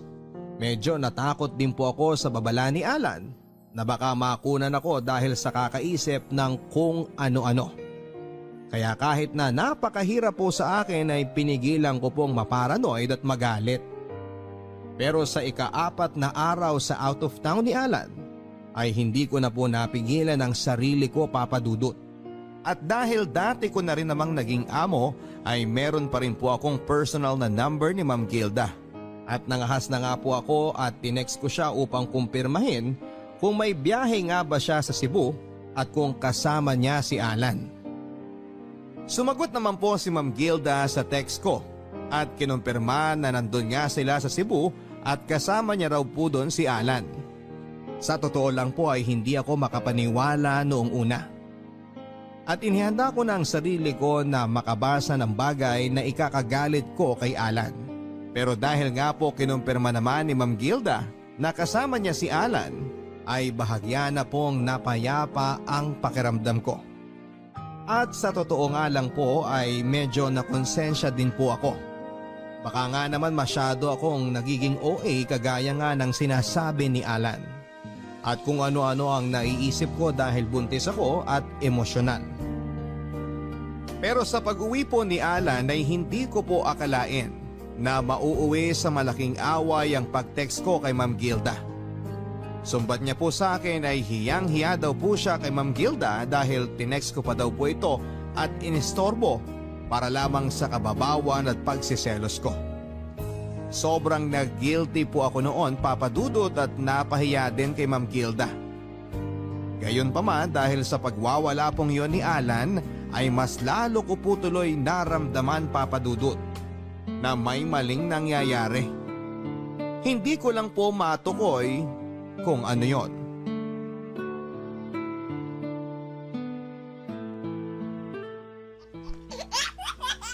Ang gwapo-gwapo naman ng junior na to, manang-mana sa tatay. Mahal, kailan natin pabibinyagan si Junior? Kakausapin ko yung pare doon malapit sa village ni Ma'am Gilda. Magpa-schedule na tayo. Ang ganda ng simbahan na yun. Sosyal na sosyal. Ang ganda sa pictures. Medyo malayo yun ah. Bakit di na lang dito sa malapit para mas marami tayong mga kakilala na pwedeng makapunta? Ang litong simbahan dito sa atin eh. Ang gulo-gulo pa sa kalsada. Ang daming mga vendor at mga nanlilimos. Mabuti na doon sa simbahan na malapit kina Ma'am. Tahimik na, sosyal pa. Naku baka mas mahal naman dun. At saka paano ang reception? Di ba dapat medyo malapit lang din dun sa simbahan para madaling makapunta ang mga tao? Di doon na lang din sa malapit. Ang daming mga restaurant doon. Ang mahal na mga restaurant dun ah. Puro mga class. Hindi natin kakayanin. Akong bahala sa magagastos. Ang mahalaga, maging espesyal ang binyag ni Junior. Mahal, hindi naman mahalaga yung laki ng simbahan o sosyal na kakainan. Ang mahalaga, mabinyagan ng bata. Yun lang. Ano ka ba naman? Isang beses lang bibinyagan ng anak natin tapos titipirin mo? Tapos paano pagtanda niya? Yung mga pictures na makikita niya, dugyot yung itsura ng lugar. Alan, ano ba nangyayari sa'yo? Hindi ka naman dati ganyan ah. Ang sa akin lang, ngayong medyo umaangat na estado natin, dapat naman umangat na rin kahit papano yung mga kinakainan at lugar na iniikutan natin. Ako na gagastos para dun. Huwag mo nang tipirin ang anak mo. Okay, sige. Ikaw ang masusunod. Sino kukunin natin mga ninong at ninang? Naisip ko si Ma'am Gilda. Si Ma'am Gilda? Papayag ba yun? Nasabihan ko na siya at pumayag na siya. Ha? Sigurado ka? Baka nahihiya lang tumanggi. Hindi naman niya tayo ganun ka-close at ang yaman-yaman nun eh. Parang nakakahiya. Kaya nga mas okay na kunin ninang eh. Kasi mayaman yun. Pero hindi naman yan ang punto ng pagkuha ng ninang. Ang mga ninong at ninang ang silbi niyan, sila yung tatay yung magulang sa mga inaanak nila kapag namatay yung mga totoong magulang. Ano ka ba, Carmela? Ang dami mo sinasabi dyan, mga wala namang kwenta. O di sige, Ma'am Gilda na kung sinasabi mong pumayag na siya. Si Sir Mike kinuha mong ninong. Hindi na, si Ma'am Gilda na lang. Alam mo namang hindi magkasundo yung dalawang yun eh. At saka pamahiin, di ba? Bawal gawing ninong at ninang ang mag-asawa. Okay, sige.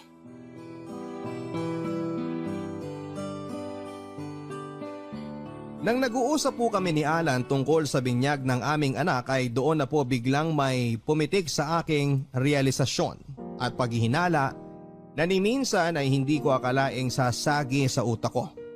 Sa loob po ng maraming buwan ay kung sino-sino mga babae ang pinaghinalaan ko na posibleng kalaguyo ni Alan. Mga ex-girlfriend niya, mga babaeng nag-add sa kanya sa social media, mga babae na na-meet niya habang nagtatrabaho siya. Pero ni minsan ay hindi ko po naisip na posibleng si Ma'am Gilda ang kinakabitan niya. At nang naisip ko po yun, ay biglang parang nagkaroon ng kasagutan ng lahat ng aking mga tanong. Mga mamahaling damit ni Alan, yung pagiging banidoso niya, at higit sa lahat ay ang pagiging pakawala niya sa pera. Ayoko man pong isipin dahil nakapalagayan ko na po ng loob sina Ma'am Gilda. At bukod pa dyan ay medyo nandidiri din ako dahil sa kasing edad na ng nanay ko si Ma'am Gilda.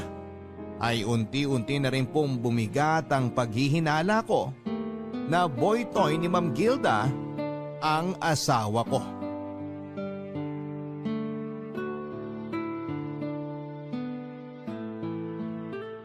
Bulaga! Bulaga!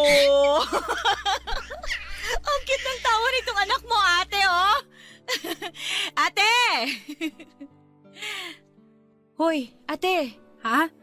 Ano? Oh, ano na naman yung iniisip mo? Kanina ka pa tulala dyan, ah. Wala. Ay, nako. Si Kuya Alan na naman yan, ano?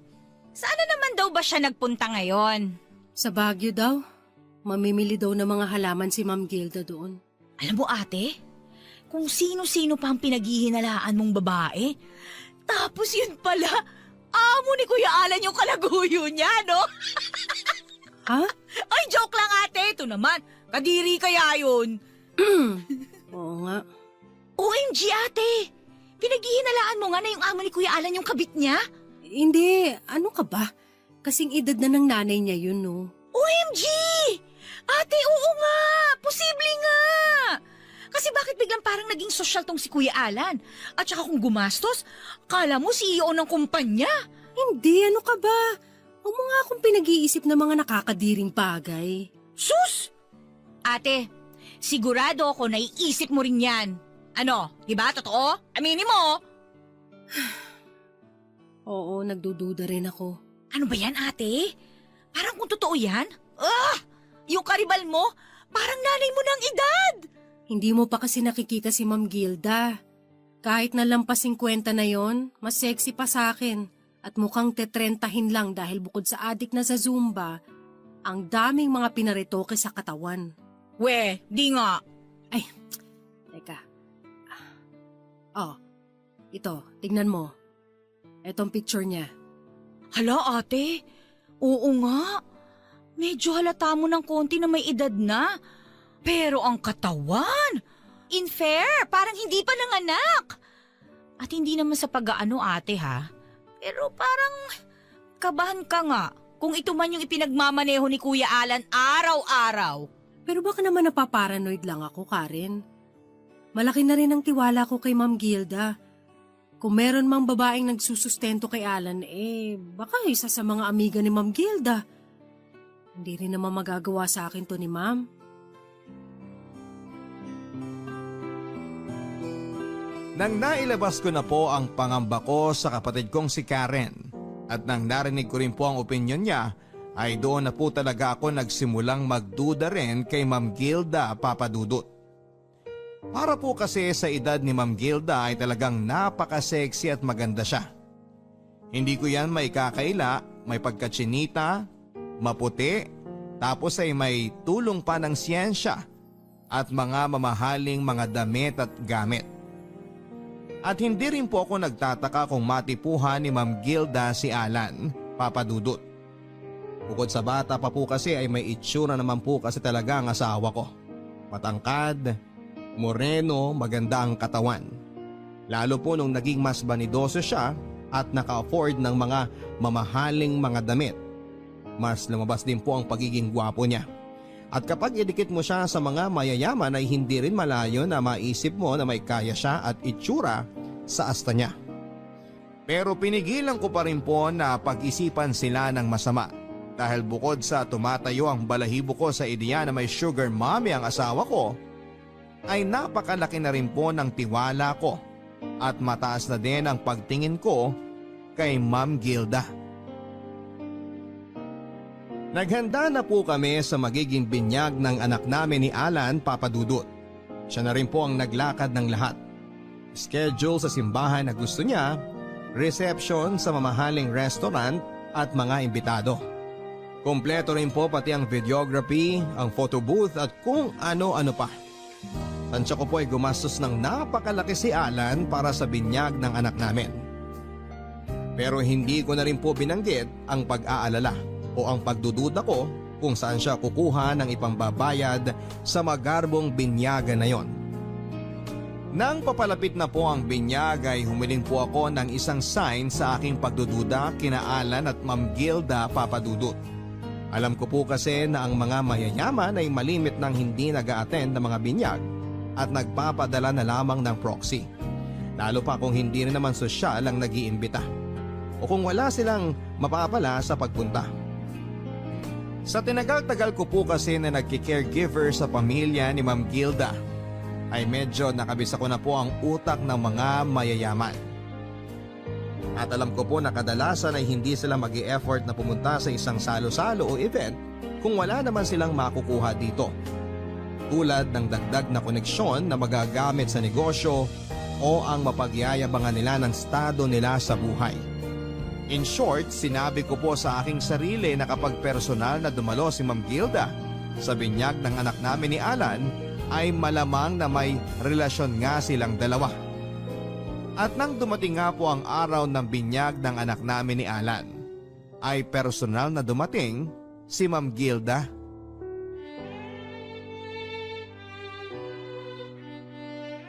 Ma'am Gilda, dito na kayo maupo sa table namin. Ay, thank you, Alan. Very gentleman naman. Hindi mo na kailangan gawin yun dahil ngayon, magkumpare na tayo. Oh, Carmela, long time no see. Oo nga po, long time no see po, Ma'am Gilda. Oh, wag ka nang mailang at ngayon magkumare na rin tayo. Buti naman po at napaunlakan ninyo itong munting selebrasyon ng pamilya namin. Naku, syempre naman, kayo naman. Parang pamilya ko na rin kayo, no? Salamat po. Parang nanay na rin po ang turing namin sa inyo ni Alan. Grabe ka naman makananay kay Ma'am Gilda, Carmela. Batang-bata pa yun si Ma'am, oh. Oo nga, Carmela, ano pa yan? Age is just a number. Oo nga po parang nakakatandang kapatid nga lang namin kayo. Yan. Older sister, that's more like it. Ma'am, wine pala. Gusto nyo, ikuha ko na kayo ng wine? O sige. Pero ano bang wine ang meron sila dito? I don't think meron sila nung gusto ko, pero it's okay, Alan. Don't worry about it. Mamaya na lang ako magwa-wine. Sige po. So, kumusta pala, Carmela? Medyo tumaba ka ng konti since nung huli tayong nakita, ha? Ganun po ba? Naku, sinasabihan ko ngayon mag-gym kaso ayaw. Tamad naman. Naku, Carmela, dapat kahit nanay ka na, hindi mo pa rin pababayaan ang katawan mo. Oo nga po Baka mambabae pa tong si Alan, ano? Nga po pala, Ma'am Gilda. Ano pala yung air freshener ninyo sa kotse? Ang bango-bango po Parang gusto kong maglagay din sa CR namin. Air freshener? Yan po Naamoy ko nga po sa inyo nung nagbeso-beso tayo kanina. Ang bango po kasi What? Carmela, it's not air freshener. It's my customized perfume that I ordered from France. Talaga po? Kasi naaamoy ko rin yan kay Alan At ang sabi niya air freshener daw sa kotse. Carmela! Sobrang dami niyo po ba maglagay ng pabango kaya pati sa damit ng asawa ko dumidikit? Kuminsan nga po abot hanggang brief Carmela, ano ba? Excuse me? Carmela, anong gusto mong palabasin? Ma'am, huwag niyo napansinin yan. Wala naman po kung gustong palabasin. Pero tanong meron. Sugar mommy po ba kayo nitong asawa ko? Excuse me? Carmela, ano ba? Tumahimik ka na. Mag-iingat ka sa pananalita mo. Ang tanong ko, binabayaran niyo ba ang asawa ko para ikama niyo? How dare you! Uy, ano ba? Tama na, Carmela! Tama na! Make her stop! Bitawan mo si Ma'am Gilda! Stop it! Tama na yan!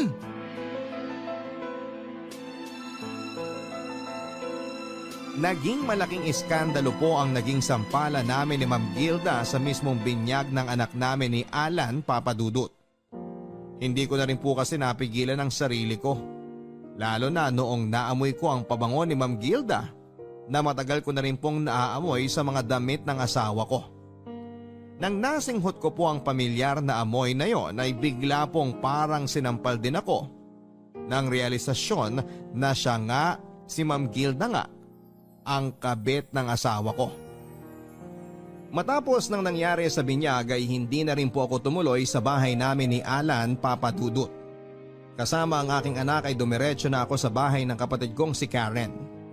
Sa punto pong yon ay handang-handa na po akong makipaghiwalay kay Alan. Pero matapos ang ilang araw nang medyo kumalma na ako, ay unti-unti na rin po akong natakot. Natakot na lumaki ang anak namin sa isang broken family. At higit sa lahat ay natakot din po ako. Natakot ako na paano kung nagpadala lang po ako sa aking emosyon at wala naman talaga silang relasyon ni Ma'am Gilda. Kung tutuusin po kasi ay amoy lang naman ang pabango ni Ma'am Gilda ang naging batayan ko para isipin na siya ang kabit ng asawa ko. Kung tutuusin ay wala pa rin po akong konkretong ebidensya sa pambababae ni Alan.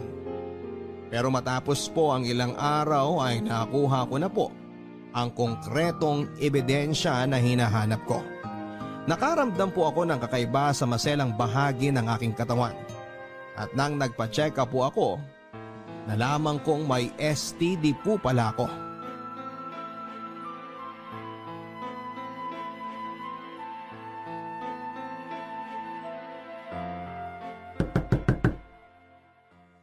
Sandali! Sino yan? Ikaw na naman, Kuya Alan? Nasaan ang ate mo?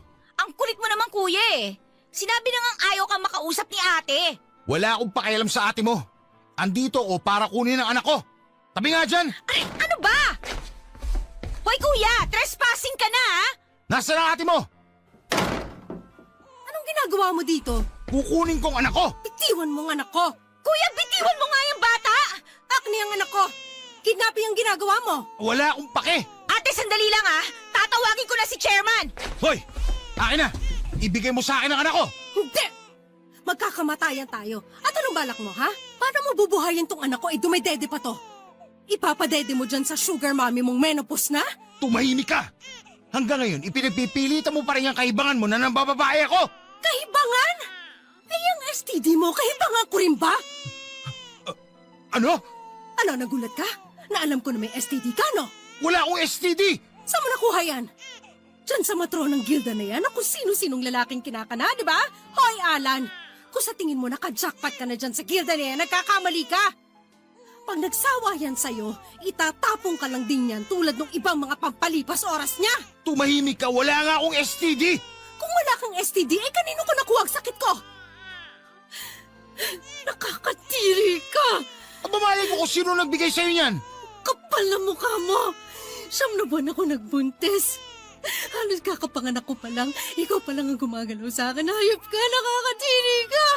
Wala akong alam sa sinasabi mo! Lumayas ka! Lumayas ka sa harap ko, nakakatiri ka! Hindi ako aalis dito nang hindi ko kasama ang anak ko! Hindi ko ibibigay ang anak ko sa'yo. Marumi ka! Nakakadiri ka! Masama kang tao at wala kang kwentang ama! Akin na yung anak ko! Ate, papunta na ang barangay! Ikaw, ha? Huwag mong hintayin na kalagkalig ka nila palabas! Lumayas ka sa harapan ko! Ayoko na makita yung pagmumukha mo!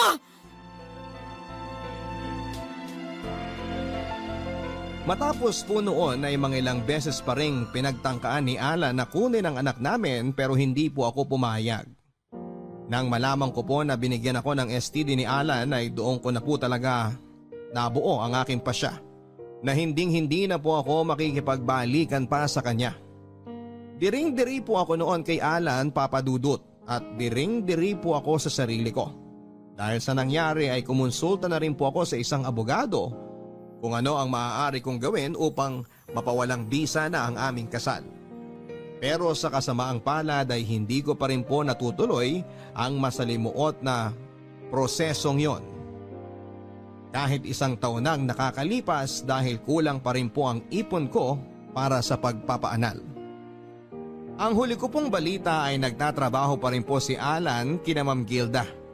At ayon nga po sa mga kwento-kwento at chismis ng mga kakilala, ay simula nga daw po ng mag-pandemic ay doon na ata tumira talaga si Alan sa bahay ni na Ma'am Gilda.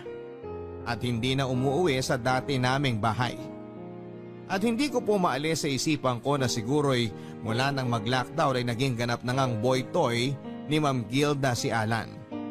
Na anytime ay pwede niyang babain sa driver's quarter kapag gusto niyang maglibang. At dahil din po sa mga nabalitaan ko ay mas lalo ko pong na-realize na tama ang naging desisyon ko, Papa Dudut. Tama na nakipaghiwalay ako kaagad kay Alan. Dahil bukod sa niloloko niya ako, binigyan ako ng sakit, ay na-realize ko na hindi ko na pala talaga siya kilala. Ni sa hinagap ay hindi ko po akalain na masisilaw ng pera si Alan. At kapalit pala ng konting karangyaan at luho sa buhay, ay handa pala niyang ipagpalit ang sarili niyang mag-ina. Kaya kahit na natatakot po ako na maging single mom, ay nagpapasalamat na rin po ako na maaga pa lang ay natuklasan ko na kung ano ang klaseng tao pala talaga si Alan. At nailayo ko na rin ang anak ko sa irresponsable niyang ama. Maraming salamat po Papa Dudut kung sakaling mapipili ninyo ang kwento kong basahin. At sana rin po ay may napulot din kayong aral ang ating mga kabarangay sa masaklap ko pong pinagdaanan. Ang inyong forever kapuso at kabarangay, Carmela. Mga kwento ng pag-ibig, kwento ng pag-asa at mga kwento ng buhay dito sa Barangay Love Stories.